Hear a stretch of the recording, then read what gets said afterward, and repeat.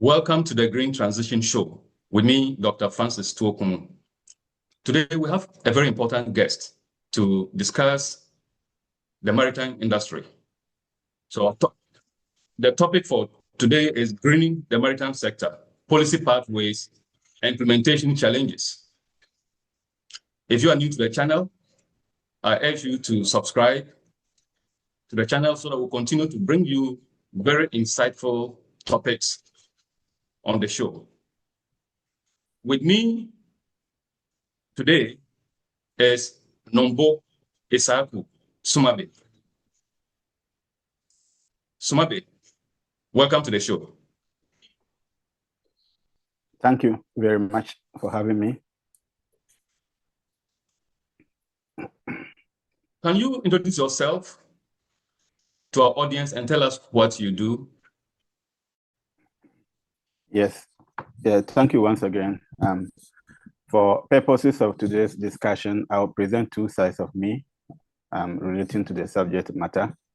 On one side, I am formally, that's on the formal aspect, I'm employed with the Ghana Maritime Authority. I've been with the maritime for 16 years now, performing roles basically within maritime environmental protection, which of course includes issues about reducing air pollutants and greenhouse gas emissions from the shipping industry. That is part of my role, actually. And over the years, I've been the technical expert, the technical support for Ghana's delegation to the International Maritime Organization, where this negotiations on greenhouse gas emission from shipping takes place. But that being said, I want to kind of issue a disclaimer here today that I'm here on my personal capacity, and the views that I'll be expressing here are mine and not that of my organization. And on the second part, which is more private, I belong to an organization called the Professional Technical Network. Professional Africa Initiative, which is an all-African professional group, basically drawn from academia, the policymakers, civil society organizations, and mostly with a focus on marine and blue economy issues. Our main goal is to help the African continent to bring them to speed on current developments. And one of the issues that we've been dealing with is maritime decarbonization. Well, talking about maritime decarbonization, what does it mean? What is even the maritime industry? You know, our viewers, I believe some may not understand the maritime industry. Can you take us through what the maritime industry is and what is maritime decarbonization, or what is decarbonization? Yes. So the maritime industry involves everything that has anything to do with maritime transportation. So here we are talking about sea-related transport, and also by extension the inland waterways as well. So we are talking about port, where the ships come to dock. We are talking about the ships themselves. We are talking about other activities, shipbuilding activities, ship repair activities, dry docking activities, any activity relating to shipping. And it constitutes the maritime industry. And by extension, we're looking at the cargo flows as well. So by decarbonizing the maritime industry, it is basically trying to say that we are trying to reduce the greenhouse gas emissions from the industry. That is emissions from the ships and emissions from port operations as well. Okay, thank you. We know that the shipping industry contributes a lot to greenhouse gas emissions, but the sector is also very difficult to decarbonize. Why is it the case? And what has made it so difficult for the shipping industry to decarbonize? Yes, so a lot is relative, but it depends on how you look at it. The shipping industry actually contributes about 3% GHG emissions. So but as to whether that is a lot or not, it depends. And maybe some people argue that it contributes little. as compared to total GHG emissions from other sectors. And other people too have the view that this is quite significant. And besides, if nothing is done about it, it will continue to emit, and 3% can turn to 10%, and then to very high levels of emissions. Yeah, and with the maritime sector, it's quite complex. There are a lot of complexities, and that is why it is quite difficult to decarbonize the sector. And number one, the sector is linked to international trade. The seaborne transport constitutes about 80 to 90% of global trade, which means that the goods that are being moved in and out, a larger part of it is carried by sea. And by extension, any attempt at decarbonizing this sector will also mean that the trade, the cost of transporting these goods will be affected. So that is one aspect of the complication. The other aspect has to do with the fact that the sector is international in nature. So the emissions from the maritime sector from international shipping cannot be categorized within one state. So accounting for shipping emissions is quite difficult. Let me just use an example. For instance, you can have a ship flying the flag of Ghana, and let's say that the time we use of the Black Star shipping line, this ship maybe is coming from a port in United States of America. It fuels over there, bunker fuel, the fuel which of course contains pollutants and GHG gases. So it passes through Spain, offloads some goods, within the port, maybe bunkers there again, and then finally lands at the port of Tema. So you can see it has really gone through so many states, so many countries, which will make it difficult to quantify the emissions under even maybe Ghana, the flag that it's flying, or under any other the waters that the ports that has visited. You can't really allocate the emissions from that particular ship to those ports. So that is why from the onset, the maritime sector has been left out of the UNFCCC system, and also within the Paris Agreement. Yeah, the actual fact is that the maritime sector, those international sectors, including the maritime sector and the aviation sector, have actually been assigned to the international bodies overseeing these sectors. So the maritime sector, the Kyoto Protocol, for instance, assigns the emissions within the maritime sector to the International Maritime Organization, which is a UN body and a UN agency, purposely for ensuring safety of navigation, security, and also ensuring marine environment protection. So those are the major roles of the IMO. So that is why the IMO is now the international agency responsible for dealing with these international emissions. So basically, that is why it is quite difficult to tackle emissions within the industry. So you mentioned various terminologies, and for instance, you mentioned the UN triple two, right? You mentioned the Paris Agreement. You mentioned the International Maritime Organization. Now, but I want us to focus mainly on the International Maritime Organization. What role have they been playing in driving global climate action? And is it moving fast, or it's very slow? Yes. So let me just start from where I stopped.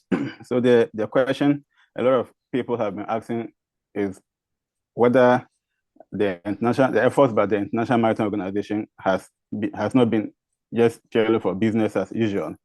The argument has been that the IMO has been aware of its tasks, as I mentioned, since the inception of the Kyoto Protocol. But a lot of arguments span to the extent that not much had been done about it. But of course, the IMO since 2011 has been taking measures, devising strategies towards tackling emissions in the industry. So it began by instituting what we call energy efficiency measures. And these energy efficiency measures were of two kinds. One has to do with the ship itself, the design of new ships.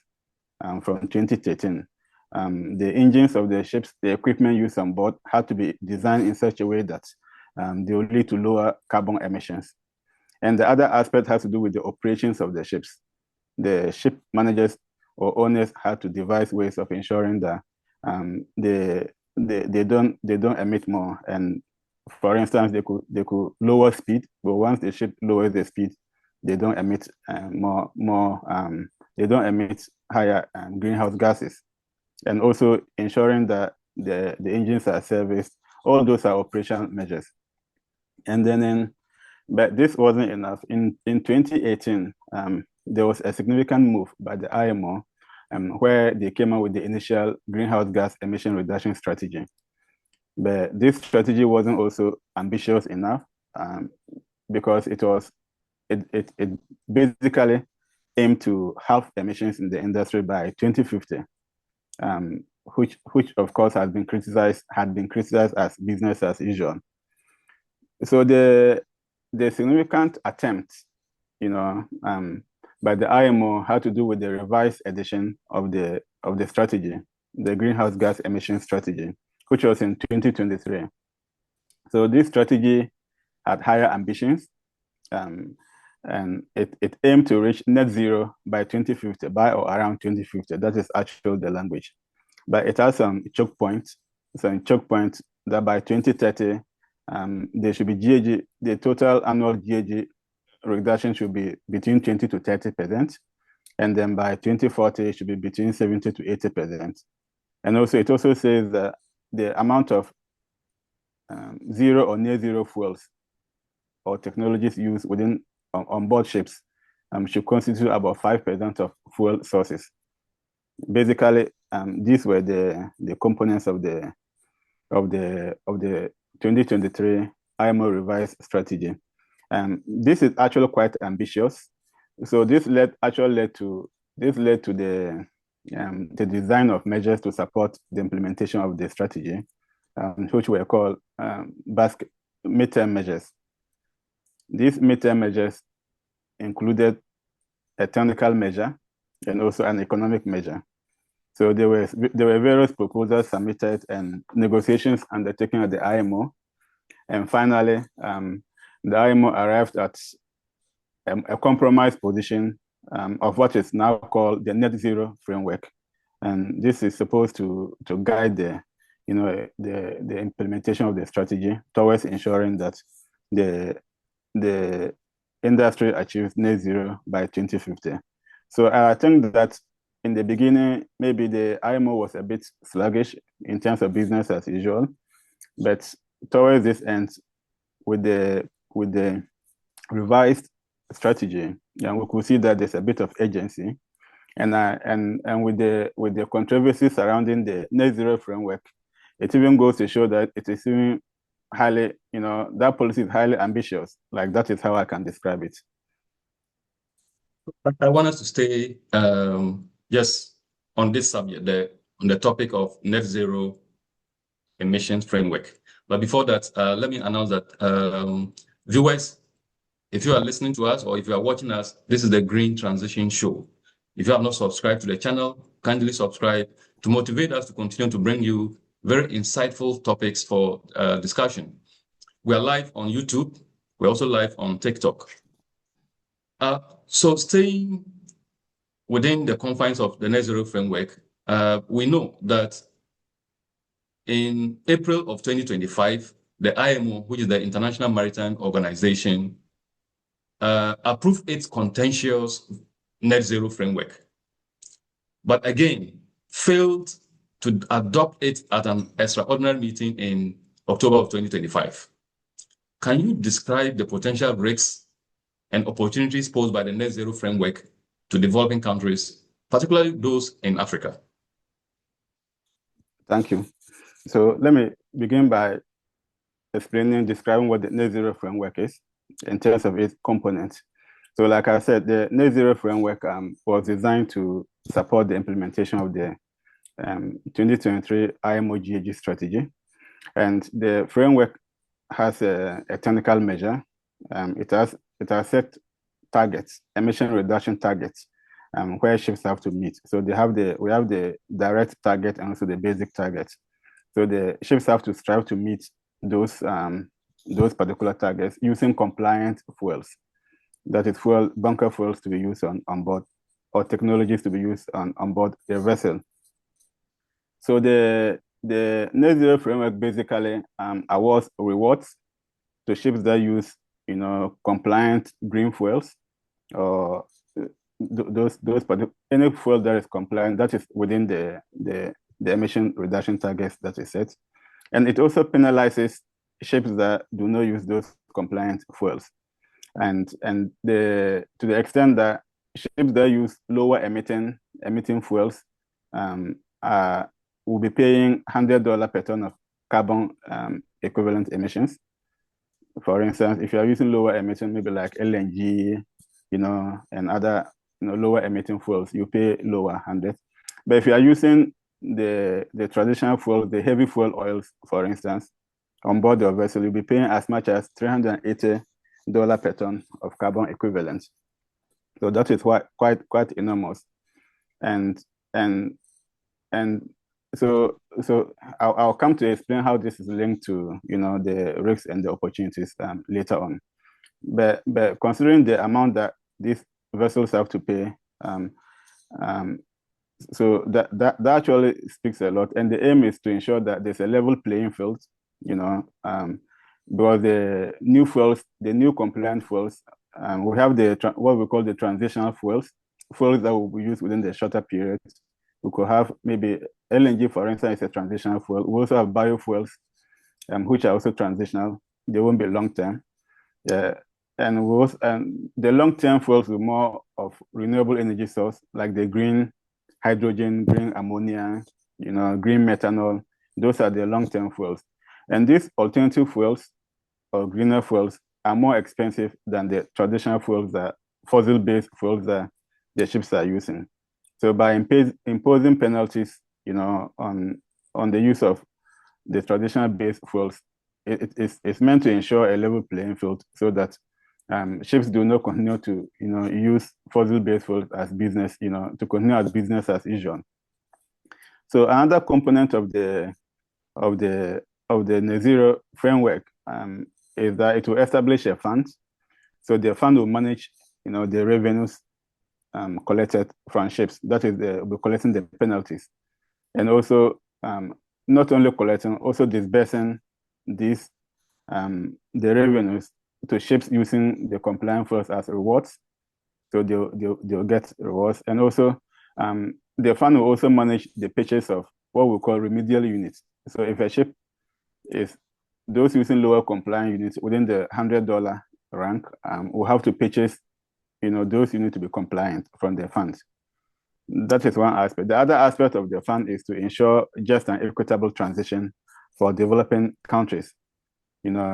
The fund is to support the energy transition of developing countries, which we all fall under, and it will also address the disproportionate negative impact, that would arise from the implementation of the strategy of the framework, and it will also used to fund issues such as capacity building, technology transfer, and address other issues that developing countries will have challenges with.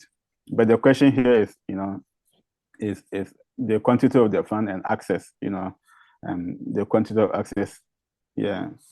So the other component to the fund makes provision for food security to be addressed, because that is one of the key issues. So those are basically the main components: the rewards part, the penalty aspect, the fund, and the other couple of components, but these are the major components.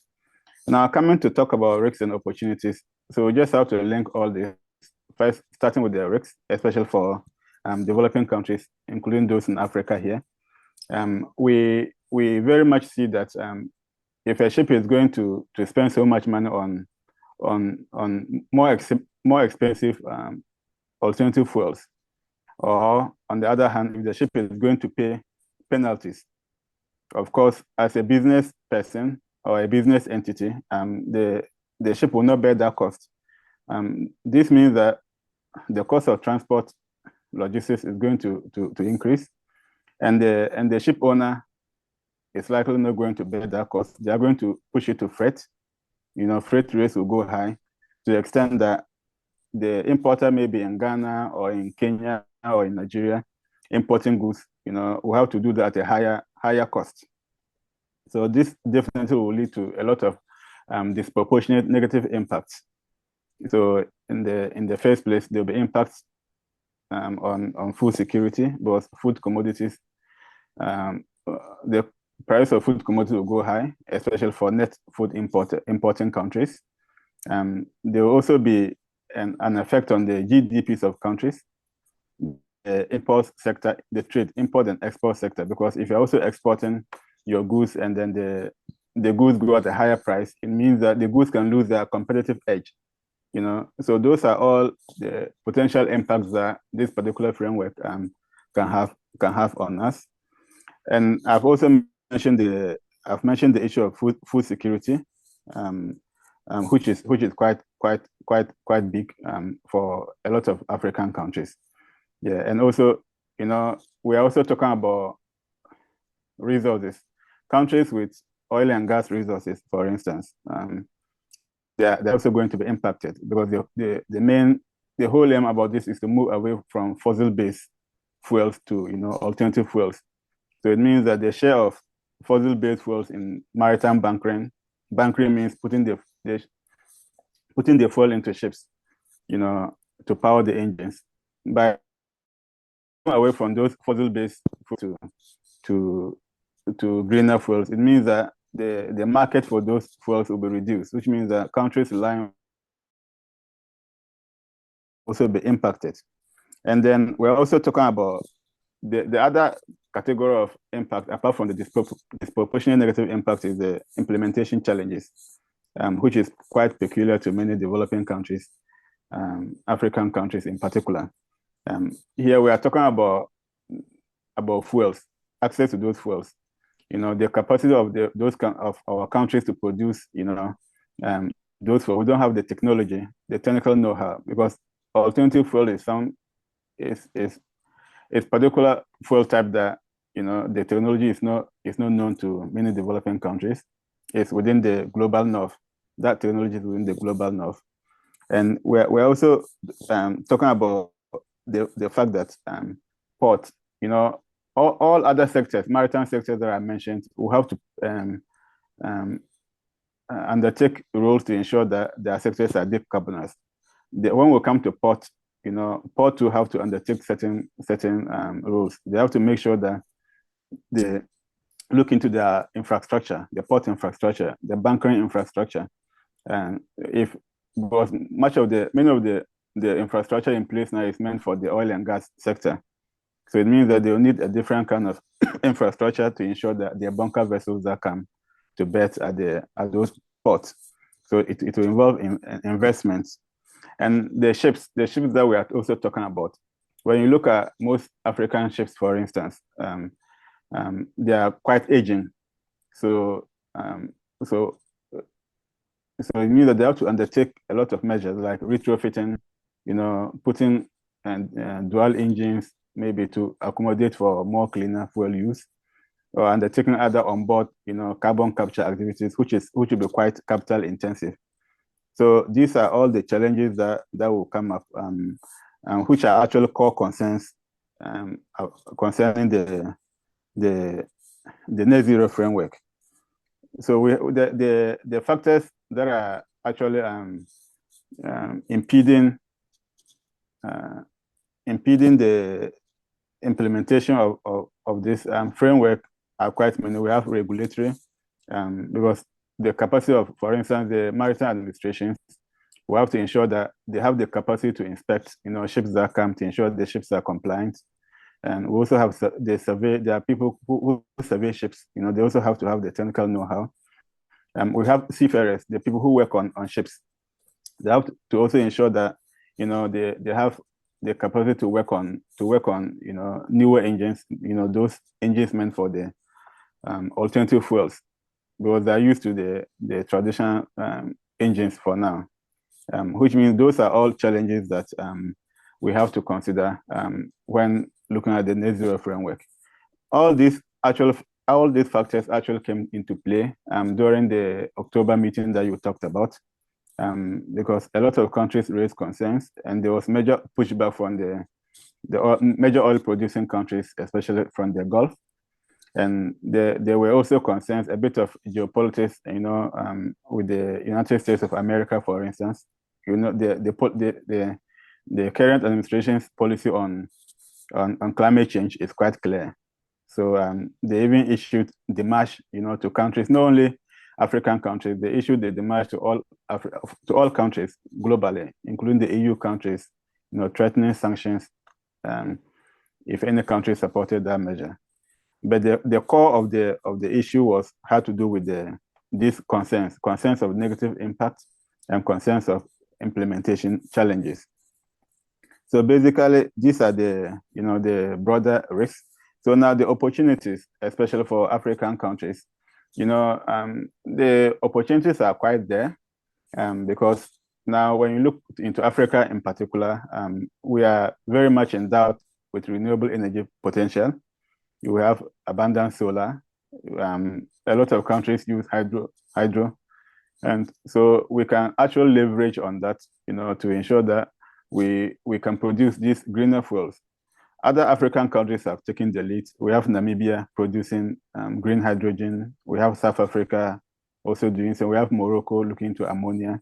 There are countries that have already taken the lead in trying to take up the opportunities that will be presented by this transition.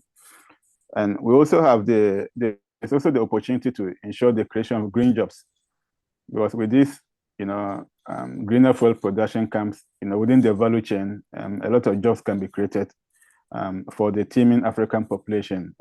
Africa has more youth population than any other continent, so we can actually leverage on that.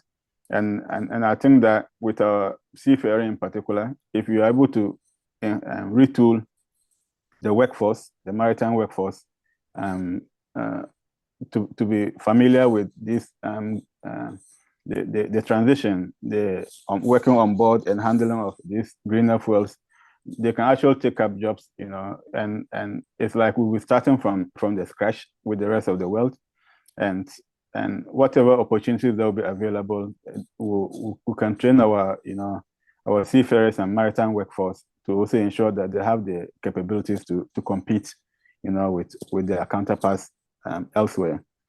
And we can also, another opportunity that we can actually leverage, developing countries, in particular Africa, can leverage on this to increase their renewable energy potential, because through investment in renewable energy for maritime sector, it can also be used for other sectors. And in the long run, it will, bring about energy security, for a lot of people. And not only that, it also leads to cleaner air and better living, especially around port communities. And eventually to also contribute to, the global temperature goals, the Paris Agreement temperature goals. So basically, broadly, these are the risks and the opportunities that we can actually see from the net zero framework. But unfortunately, the adoption was adjourned by 1 year, and there are actually a lot of complications. So no one knows what will happen in the next round of negotiations, whether it's going to be adopted, it's going to be postponed again, it's going to be amended. It's quite unclear. Yeah, but the interplay of all these factors, the economic factors in particular, and geopolitics, all these are playing a role in getting the sector decarbonized. Yeah. Viewers, if you are watching us, kindly go to YouTube and subscribe to the Green Transition Show so that we'll continue to bring you insightful topics. Now, in your view, Numbu, in your view, should maritime climate regulation be driven globally or through regional mechanisms such as emission trading systems? What do you think? Yes. So in my view, I think that we should have a global framework, for regulating maritime emissions. especially from international shipping. When you look at the initial discussions that we had, we are saying that the fact that the sector is international in nature, it can be, emissions from the foreign shipping, international shipping cannot be categorized within one particular country or one particular region. And that should tell us that there should be a regional framework, an international framework, so a global framework to ensure that we have global standards, standard for phasing out the emissions, and which will also take into consideration, the capabilities, respective capabilities of all other countries, and especially those from the developing world. For instance, the Net Zero Framework that we are talking about, it makes provision for a fund, to help, the developing countries in their transition. Existing regional frameworks that we have now, like the European Union, ETS, and I think now the major regional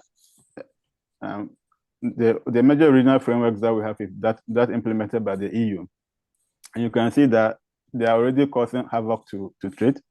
We are importing because they are targeting international shipping. We are importing at much higher, much higher rates, and yet we don't benefit anything, from those measures because they are regional. The benefits go to the EU countries. EU countries do not benefit anything, but they pay more. And so what if we say that Africa, because maybe EU is implementing a regional measure, Africa should also implement a regional measure? That, of course, I've already outlined the potential impact. So all this, will go to increase cost of doing business, cost of maritime transport, which will, in effect, reflect in the consumer prices. It will reflect in almost every basic good that we have access to, we can have access to. But by having a single global framework, the International Maritime Organization is going to regulate the implementation, addressing the risks, addressing the potential impact, and also ensuring that countries are able to transition in a just and equitable manner. So basically, global frameworks far outweigh the regional measures that we have. Okay, so what about developing countries? I want to specifically talk about countries in Africa.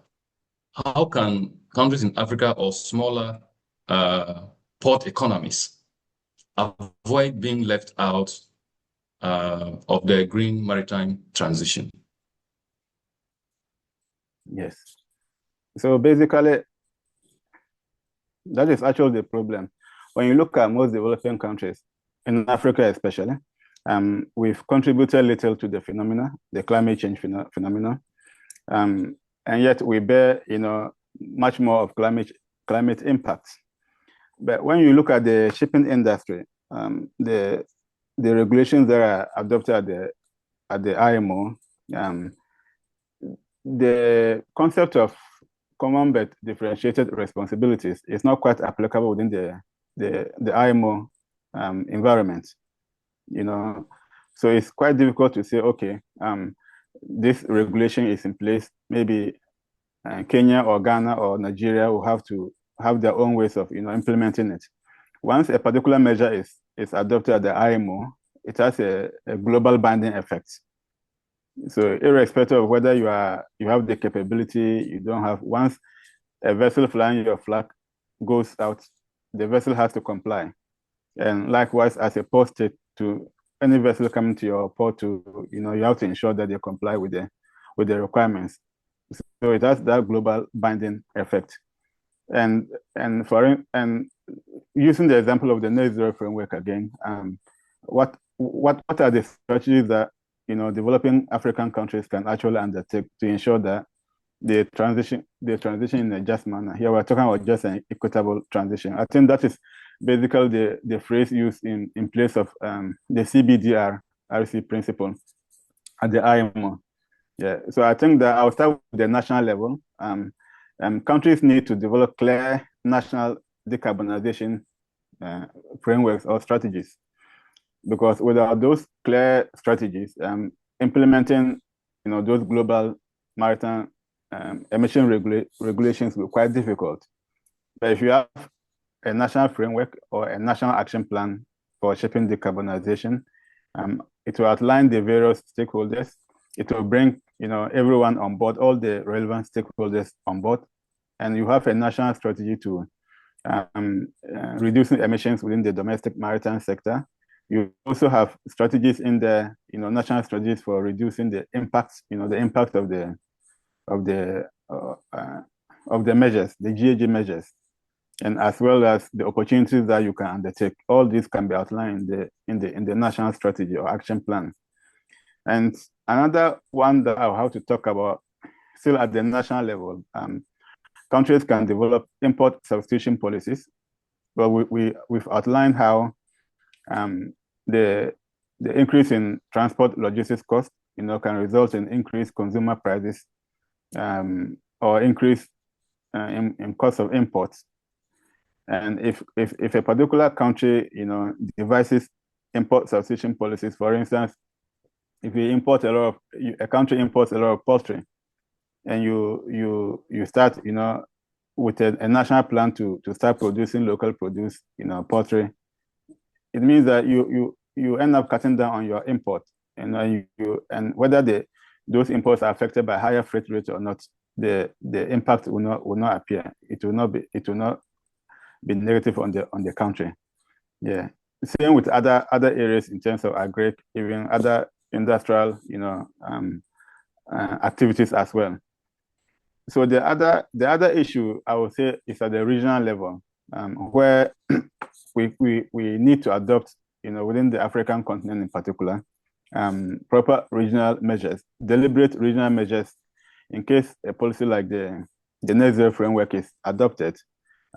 First, to see how the impacts through trade basically can be minimized in the region in totality, and also to see how it can even result in more trade, increased trade activities within intra-African trade, in a way that will be more beneficial to all the countries. So here the roles of the AFCFT and AU will be quite relevant in coordinating such regional measures. And also there needs to be more cooperation between the global South countries in terms of capacity building, knowledge exchange, and we also need to ensure that we take advantage of the green opportunities. For instance, there can be regional cooperation on what we call green shipping corridors. Green shipping corridors are basically shipping routes, between major port hubs, where you can actually implement and support decarbonization initiatives by making available, green fuels and other technologies to support that particular route. We can have a route, for instance, from Tema Port to Lagos, Lome, Lagos corridor, where you can say, okay, we want to make this particular route green.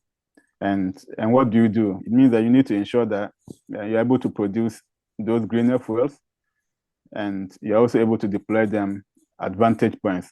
In the long run, you are going to have expanded industries and creating jobs along the value chain.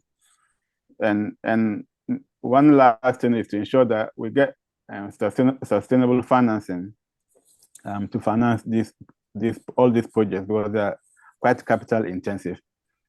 So with all this in place, if we're able to undertake these strategies, in my opinion, I think that we can actually transition in a just manner to ensure that we are not left, no country will be left behind.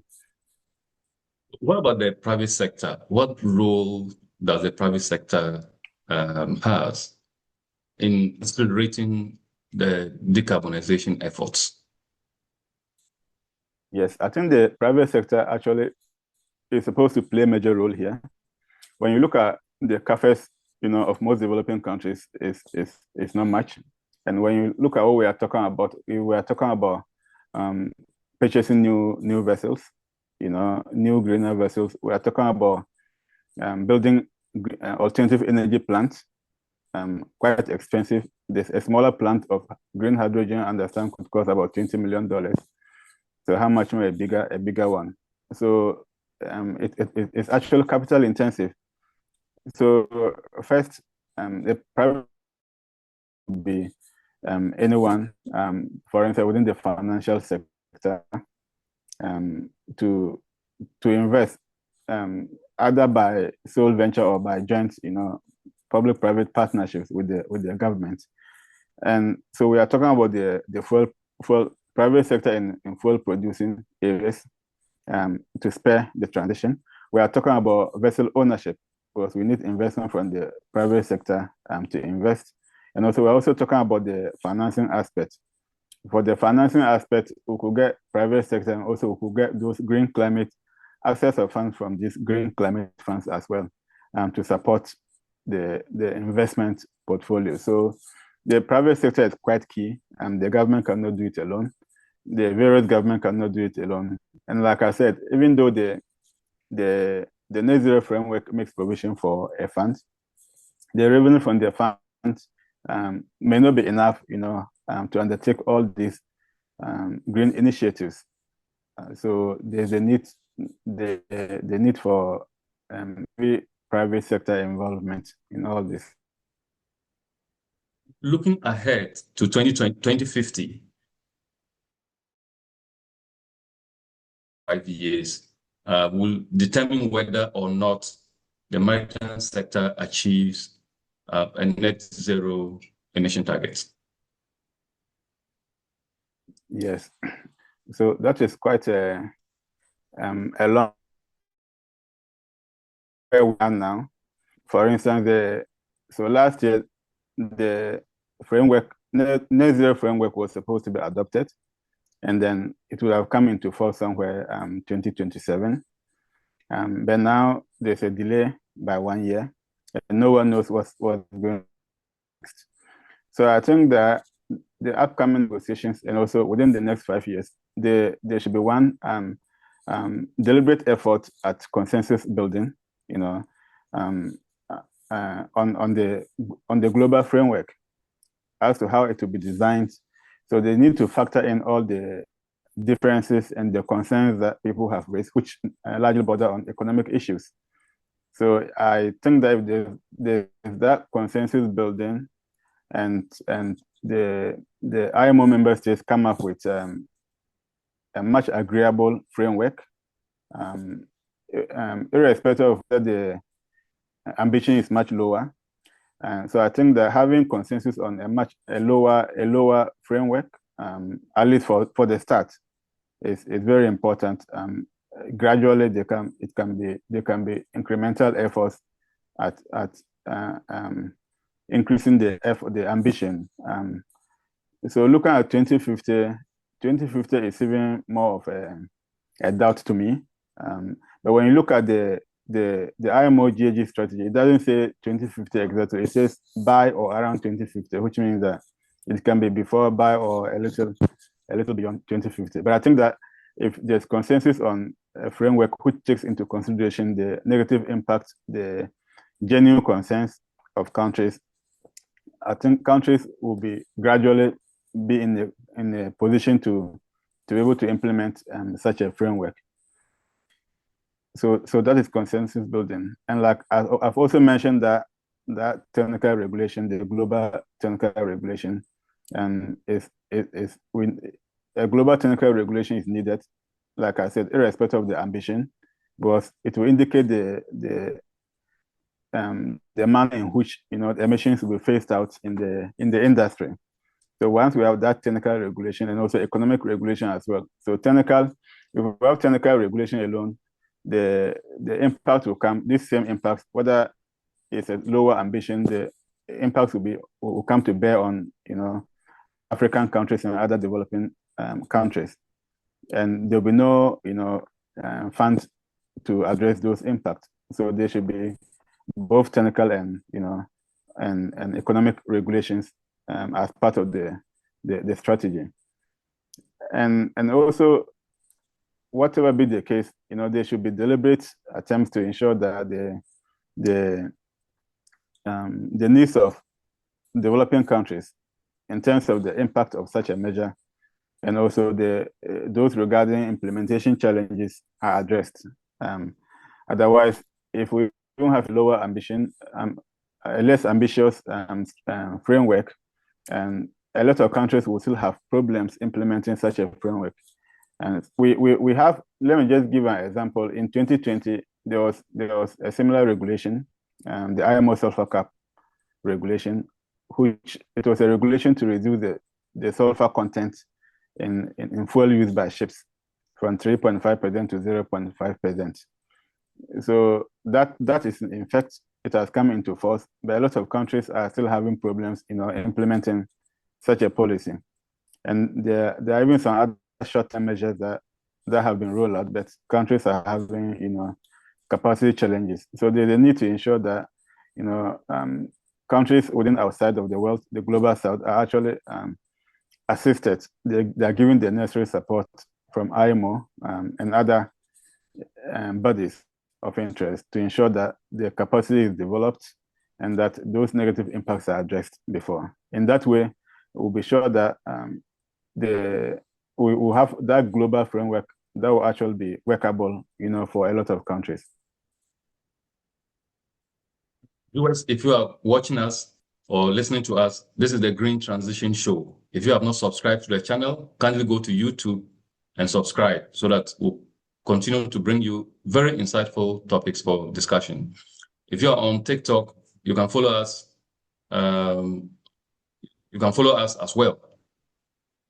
So my final question is about young professionals. There are people who are in the universities, others have just completed and doing their national service, or others have started their careers, but they may want to transition into the maritime industry. What advice will you give to these young professionals who want to pursue a career within the maritime industry? Yes. So the maritime industry is quite, it has many lucrative offers. So let me just start with one. One is the seafaring opportunities. So from the onset, maybe from the senior high school level, the young careers will have to make up their minds because, for instance, if you want to work in the engine room or the deck side of the ship, you need to have specialized training, maritime related courses. And in Ghana currently we have the Regional Maritime University providing those courses, courses in nautical science, courses in marine engineering. So once you take up such a course, definitely you are building a career towards that. And with the seafaring too, irrespective of whether you have background, you have first degree in those related areas, there are other paths of progression that you can undertake. For instance, someone can read general arts from senior high school or even from the junior high school. And you can still go to sea, you can work on ships, you can go as ordinary seaman, and gradually you climb up the ladder. That notwithstanding, there are other careers within the maritime sector in terms of supply and logistics, working with shipping companies. There are other careers you can take up in logistics, supply chain, and apart from the seafaring. And like I said, now that the sector is decarbonizing, there will be other opportunities in terms of green jobs and alternative fuel production aspects. So there are a lot of prospects within the sector. And I think that the advice is that the young professionals need to be deliberate in terms of where they want to work. And I think getting the necessary advice, career advice, is also quite important to see where they can actually fit within the maritime sector. Okay. Viewers, we have come to the end of today's discussion. I'm sure you have enjoyed the depth of knowledge that our guest, Numbu Issahaque Sumabe, has demonstrated in today's discussion. If you have enjoyed it, I urge you to go to YouTube and subscribe to the channel, comment, like the various videos, and share with your friends and your colleagues so that next week we'll bring you another insightful discussion. We thank our guest for the time and for sharing with us his knowledge about the maritime industry. Thank you, viewers, and thank you, listeners, as well. We'll meet again next time. Bye for now.